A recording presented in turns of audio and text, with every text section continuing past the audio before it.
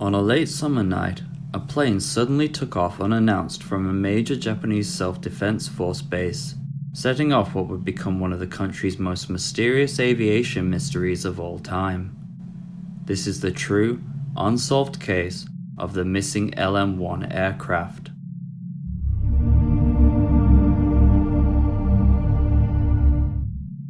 The night of the 23rd of June 1973 was just like any other at the Kita Utsunomiya Japanese Self-Defense Force base, located in Tochigi Prefecture, just north of Tokyo. Since the camp operated mostly as a flight school at the time for aspiring pilots, it was only in operation from 8 AM to 5 PM when there wasn't an emergency. Therefore, from the evening until the morning, the control tower and all the airport facilities were closed and unmanned.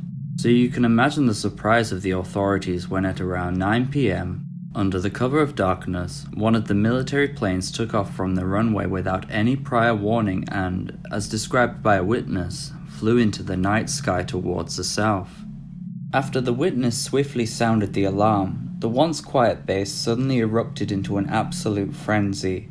Sirens rang out, and the personnel stationed there were quickly ordered to sweep all the hangars.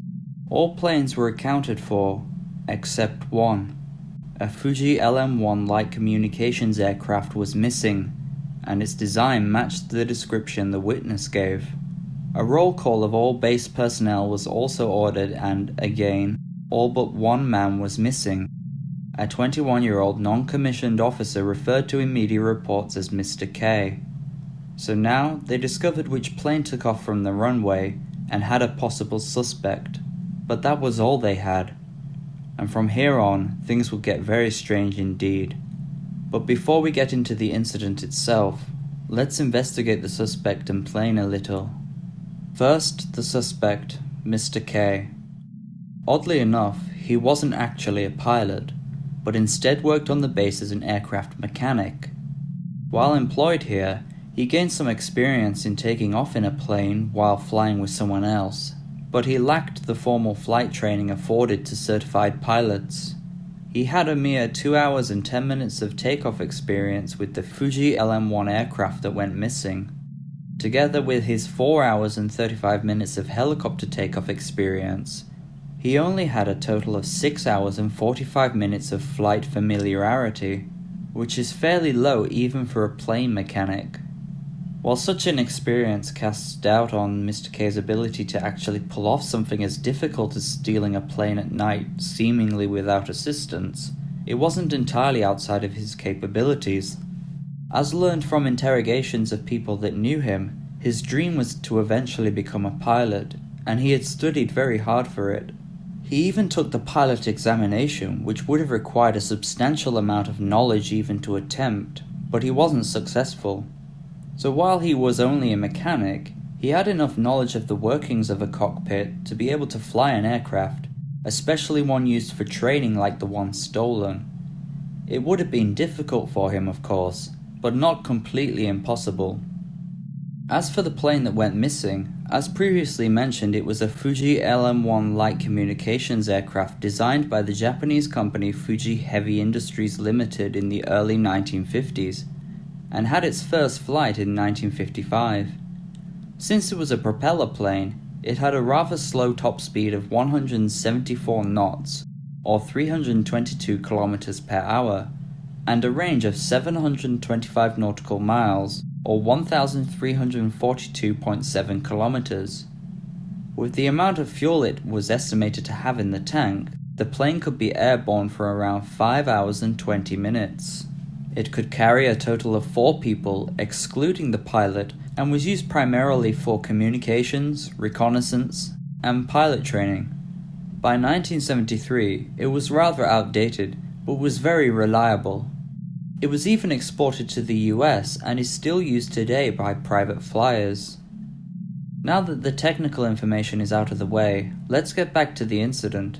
According to the witness, the plane took off at around 9 PM towards the south.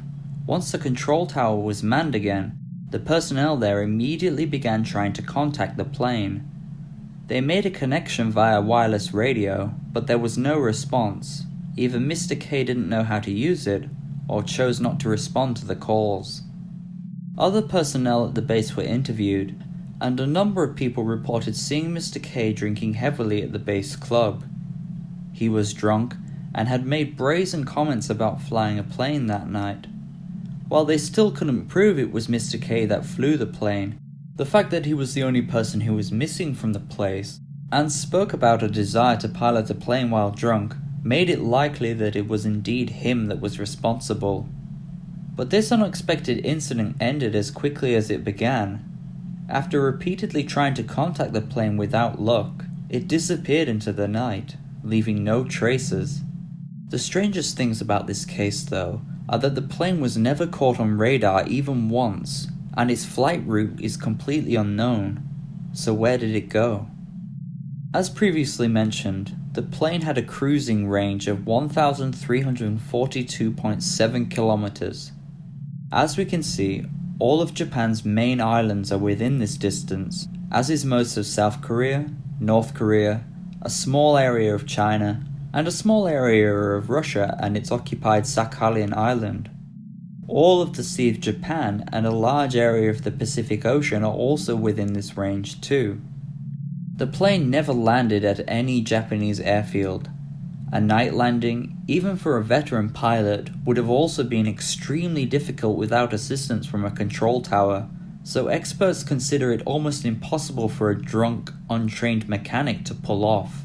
It is possible that it crashed somewhere on Japanese land, but even after almost 50 years, the wreckage has yet to be found, so investigators considered this to be very unlikely. No fire or smoke was seen either, further ruling this theory out. South Korea, which had repaired relations with Japan in 1965 and was on good terms with the country in 1973, never reported any plane landings or crashes either. While details on Japan's communication with South Korea on this incident are limited, authorities have ruled out South Korea as a possible landing site for the missing plane. That leaves North Korea, China, and Russia, which was then part of the Soviet Union. While flying to one of these countries may seem a little far-fetched and like something out of a movie, such a thing is not unheard of. Both Western and Eastern countries tried to get hold of enemy planes, information, and personnel, and offered generous incentives to those who made it happen. Japan was also no stranger to aircraft being stolen, because such a thing had actually happened before. Information on this other incident, which happened in 1962, is scarce because it was confidential at the time, but a 26-year-old Japanese man stole a Lockheed T-33 jet from the Matsushima Air Base and attempted to fly to Harbin, a city in China. This city was part of Manchuria, an area of China that Imperial Japan had previously occupied. The man lived and grew up there like thousands of other Japanese people before coming to Japan in 1946 after the war was over. Like Mr. K, this man was also a mechanic and was unfamiliar with flying a plane. He crashed roughly 10 miles away from the base, and while he survived, he attempted to take his own life with a dagger before being arrested at the crash scene by Japanese police. Upon his arrest, the man explained how terribly homesick he was and expressed how his desire to return to the country where he grew up had caused him to attempt such a daring incident. Japan had no diplomatic relations with China in 1962, so he couldn't travel there freely, and believed that stealing the jet was his only choice. So while this man had a motive to fly to such a country, what about Mr. K? He had no ties to any of these nations, the plane he flew was outdated and of no technological value, no acts of espionage that could be linked to him were found, and while he did work at a military base, he wasn't really privy to any secret information. Because of these things and the fact that Mr. K was heavily intoxicated before stealing the plane, authorities doubt he was some type of spy, despite the country being rife with them at the time, particularly from North Korea. A more concrete counter-argument to the spy theory is that the plane was never caught on radar, most likely because the plane kept a low altitude after takeoff. Radar operates at a certain height, so anything that flies under the radar will go undetected. This is where the phrase "under the radar" comes from. So why is radar significant for this argument? Well, because in order to fly north or northwest from the base towards North Korea, China, or Russia, the plane would need to fly over the mountain range, predominantly in Niigata Prefecture. The height required to clear the mountain range would put the plane into this radar zone, meaning that it would have been detected. But as we know, it wasn't. And this wasn't because of a faulty station. There are 5 radar stations in the area that we know of, and I can guarantee that there are a few other secret facilities too. Experts stated that it is extremely unlikely that all stations could have missed such a plane, especially because they had been notified of the incident and were on high alert. The aircraft could have flown around the mountains to the south or flown close to the ocean, but this would have required some good piloting skills, which we know the pilot did not have. Not to mention, all the maneuvering would have burnt through a lot of fuel, meaning that even if Mr. K did get around the mountains, he may not have had enough fuel to reach his destination. So where does this leave us? Well, according to the witness, the plane took off from the runway flying south. This would mean that the plane would fly over Tokyo, Yokohama, and Tokyo Bay towards the Pacific Ocean. Tokyo Bay holds the busiest ports not only in Japan, but the Asian Pacific as a whole. A low-flying plane crashing into the ocean around this area would have almost certainly been seen by a number of ships, even at night. A crash would have also left debris and an oil slick on the water, but absolutely nothing has been found to this very day, either in the ocean, floating on the surface, or washed up on the shore. The final, and perhaps most likely path, is far out towards the Pacific Ocean. There would be fewer ships around and the likelihood of finding any wreckage is reduced. The farther out the plane flew could mean that debris would decay before reaching the coast, and any fire or oil slick would disappear before being seen by a boat. This is what most experts believe happened on that day. But what do you think? If this were the case, the question is why? Why would Mr. K fly out to his doom in the ocean at night? Did his failed dream of becoming a pilot make him feel like he wanted to end his life in a way he wished he could live? Was all the drinking he did before the flight a method to make the process easier for himself? Or did he actually survive and fly north over the ocean towards the Sakhalian Islands and Russia? Unfortunately, we will probably never know. Some of you may have also been wondering how Mr. K got the plane out of the hangar, despite not being a guard or person involved in security. Well, at the time, hangars on the base were not locked, and the only thing keeping the doors closed were metal bolts that could be opened freely by almost anybody working there. This was because a fire had broken out at the base previously and destroyed some planes that could not be released quickly enough due to locked hangars. Had they been locked that day, I doubt Mr. K could have taken the plane as he did.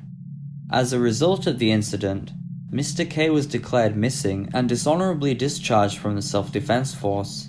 4 superior officers also received disciplinary actions for the breach of security. The Japanese Coast Guard and military personnel scoured the seas and rural areas of Japan for over a month in search of the plane, but they didn't find a single trace of it. No wreckage, evidence of an emergency landing, or evidence of any kind for that matter. They searched Mr. K's dormitory too, but found nothing to indicate what his intentions were. So the case has never really moved beyond this point. That is, until 40 years later, when a fellow mechanic who knew Mr. K wrote about the case in his book about being a young man in the Japanese military. According to this person, named Shinosuke Ogura, this can't have been a spur-of-the-moment case. This is because he believes that it is very difficult to open and close a hangar alone, and it would have been very difficult to do without some kind of preparation. He also thinks Mr. K specifically chose to do this on a Saturday because he knew few people would be on the base that night. But perhaps the most damning of all is that, according to his book, a short time before the incident, the writer saw 2 suspicious men in leather jackets talking quietly on the corner of one of the base's roads. Even to this day, the image of those men has stayed with him, and while he can't say whether they are related to the missing plane incident, it is very fishy. Thank you for watching my 14th YouTube video. If you liked it, feel free to give it a thumbs up, and subscribe if you wish to see more videos like this about Japan. I'd also like to say thank you for all the support on my previous video. It took a lot of work to make, so I'm glad people found it interesting. Make sure you check it out if you haven't already. So what do you think happened to Mr. K? Do you think he was a spy? We know that hundreds of North Korean spies were operating in Japan in the 1970s and 80s during the height of the kidnappings of Japanese citizens. But could this man really have done this? Could he have flown together with other people? I guess until the plane is found, we will never know. Until next time, goodbye.